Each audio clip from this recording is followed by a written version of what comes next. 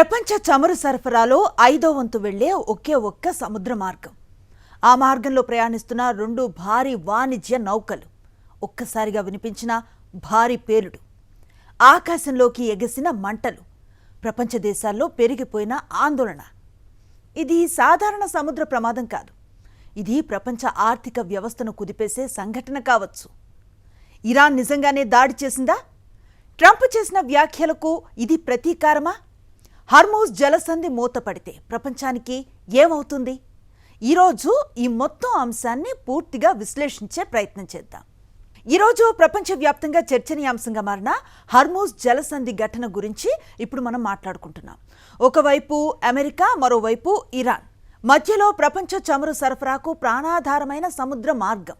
ఈ మార్గంలో జరిగిన ఒక్క దాడి ప్రపంచ మార్కెట్స్ని కుదిపేస్తోంది. అసలేం జరిగింది?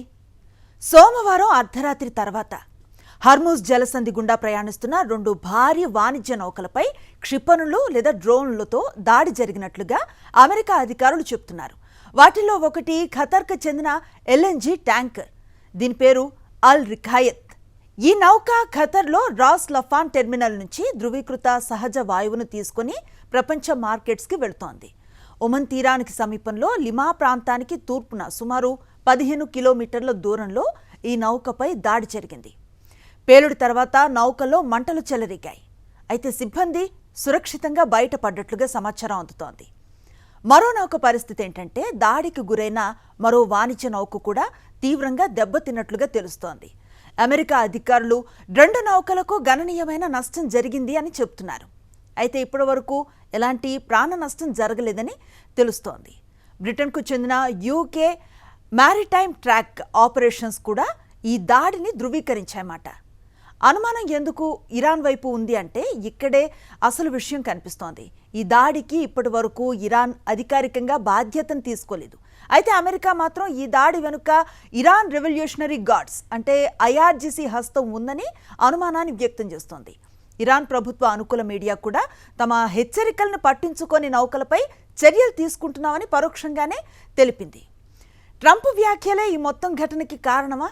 ఈ ఘటనకి కొద్ది గంటల ముందు అమెరికా అధ్యక్షుడు డొనాల్డ్ ట్రంప్ చేసిన వ్యాఖ్యలు ప్రపంచం దృష్టిని ఆకర్షించాయి.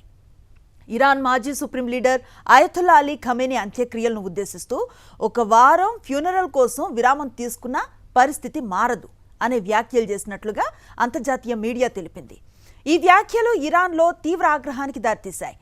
ఆ వ్యాఖ్యల తర్వాతే ఈ దాడులు జరగడంతో ఇది ప్రతీకార చర్యేనా అనే చర్చ ఇప్పుడు మొదలైంది. అల్ రిఖాయత్లో మరో ఆసక్తికర విషయం ఏంటంటే, దాడికి గురైన నౌక తన ట్రాన్స్పాండర్ అంటే ఏఐఎస్ వ్యవస్థను ఆఫ్ చేసి ప్రయాణిస్తోంది. ఏఐఎస్ ద్వారా ప్రపంచంలో ఇతర నౌకలు నౌక స్థానాన్ని తెలుసుకుంటాయి. కానీ ఈ నౌక ఆ వ్యవస్థను ఆఫ్ చేసి ప్రయాణించడం అనేది ఇప్పుడు మరిన్ని ప్రశ్నలకి దారితీస్తోందన్నమాట. ఇక దాడి జరిగిన కొద్దిసేపటికే ఖతర్ నుంచి ఎల్ఎన్జీ తీసుకుని పాకిస్తాన్కు వెళుతూ ఉన్న మరో నౌక ఆల్ అరిష్ తన మార్గాన్ని మార్చుకుంది. ఇది షిప్పింగ్ కంపెనీలో భయాందోళన ఎంత పెరిగిందో చెప్పేందుకు ఒక చిన్న ఉదాహరణ అన్నమాట. హర్మూజ్ జలసంధి ఎందుకు అంత ముఖ్యమైంది అంటే, ఒక కీలక విషయాన్ని మనందరూ తెలుసుకోవాలి. ప్రపంచ చమురు సరఫరాలో దాదాపు 20% అంటే 5వ వంతు ఈ ఒక్క హర్మూజ్ జలసంధి గుండానే వెళుతుంది. ఖతర్ నుంచి వెళ్లే ఎల్ఎన్జీలో అత్యధిక భాగం కూడా ఇదే మార్గాన్ని ఉపయోగిస్తుంది. ఈ మార్గం ఒక్కరోజు మూసేసినా ప్రపంచవ్యాప్తంగా చమురు, అలాగే గ్యాస్, ఇంకా వాటికి సంబంధించిన రవాణా, విద్యుత్ ఉత్పత్తులపై తీవ్ర ప్రభావం పడుతుందన్నమాట. ప్రపంచ మార్కెట్లపై కూడా దీని ప్రభావం చాలా ఎక్కువగా ఉంటుంది. ఈ దాడి జరిగిన కొద్ది గంటల్లోనే యూరోప్ సహజ వాయువు ధరలు 4.5% వరకు పెరిగిపోయాయి. బ్రెంట్ క్రూడ్ ధరలు కూడా పెరిగిపోయాయి. ఇన్సూరెన్స్ కంపెనీలు, షిప్పింగ్ సంస్థలు అందరూ అప్రమత్తమైన పరిస్థితి. హర్మూజ్ గుండా ప్రయాణించే నౌకలకు బీమా ప్రీమియంలు కూడా పెరిగే అవకాశం కనిపిస్తోంది. ఇక అమెరికా, ఇరాన్ తాత్కాలిక ఒప్పందం గురించి మాట్లాడుకోవాలి. గత నెల హర్మూజ్లో దాడులు ఆపేందుకు అమెరికా, ఇరాన్ మధ్య ఒక తాత్కాలిక అవగాహన అనేది ఏర్పడింది. దీంతో రాకపోకలు కొంత సాధారణ స్థితికి వచ్చాయి. కానీ తాజా ఘటన ఆ ఒప్పందం ఎంత బలహీనంగా ఉందో చూపిస్తోందన్నమాట. ఇదే సమయంలో ఇరాన్ మాజీ సుప్రీం లీడర్ ఖమేనీ అంత్యక్రియలు జరుగుతున్నాయి. దీంతో అమెరికా, ఇరాన్ల మధ్య జరుగుతున్న చర్చలు కూడా తాత్కాలికంగా నిలిచిపోయాయి. అంత్యక్రియలు పూర్తయిన తర్వాత మళ్లీ చర్చలు ప్రారంభమవుతాయని ఖతర్ చెబుతోంది. ఈ ఘటన జరుగుతున్న సమయంలోనే అమెరికా అధ్యక్షుడు ట్రంప్ టర్కీలో జరుగుతున్న నాటో సమావేశానికి బయలుదేరారు. అక్కడ అమెరికా ఇరాన్ ఉద్రిక్తత, హర్మూజ్ భద్రత, ప్రపంచ ఇంధన సరఫరా ప్రధాన చర్చా అంశాలుగా మారే అవకాశం కనిపిస్తోంది. ఇక ముందు ఏమవుతుంది? ఇప్పుడు ఇదే ఉత్కంఠగా మారింది.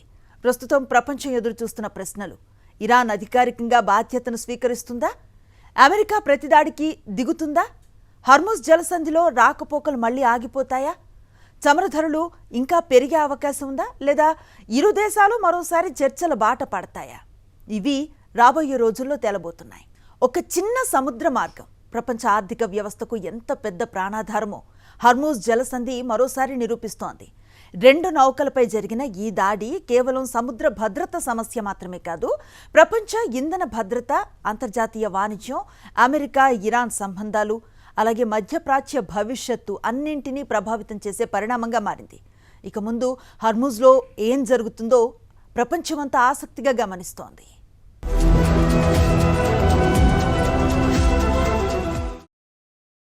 మరిన్ని అప్డేట్స్ కోసం ఛానల్ను సబ్స్క్రైబ్ చేయండి. నోటిఫికేషన్స్ కోసం బెల్ ఐకాన్ పై క్లిక్ చేయండి.